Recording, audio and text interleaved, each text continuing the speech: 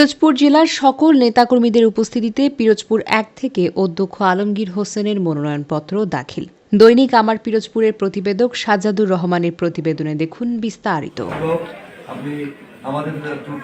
আসন্ন জাতীয় সংসদ নির্বাচনে পিরোজপুর ১ সংসদীয় আসন থেকে বিএনপির মনোনীত প্রার্থী হিসেবে মনোনয়নপত্র জমা দিয়েছেন অধ্যক্ষ আলমগীর হোসেন।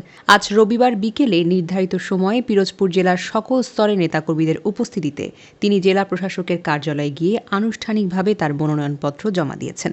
মনোনয়নপত্র জমাদানের সময় উপস্থিত ছিলেন পিরোজপুর জেলা বিএনপির আহ্বায়ক নজরুল ইসলাম খান সহ জেলা ও উপজেলা পর্যায়ের নেতৃবৃন্দ ও বিপুল সংখ্যক নেতাকর্মী। এ সময় বিএনপির নেতারা আসন্ন নির্বাচনের মাধ্যমে গণতন্ত্র পুনরুদ্ধারের প্রত্যাশা ব্যক্ত করেন এবং ধানের শীষের প্রার্থী অধ্যক্ষ আলমগীর হোসেনের বিজয় নিশ্চিত করতে সবাই ঐক্যবদ্ধভাবে কাজ করার অঙ্গীকার করেন। আজকে একটি চমৎকার আপনারা দৃশ্য দেখতে পাচ্ছেন। ঐক্যবদ্ধ বিএনপি, ঐক্যবদ্ধ শক্তি, ধানের শীষের বিজয় ইনশাআল্লাহ। এটাই আমার অনুভূতি।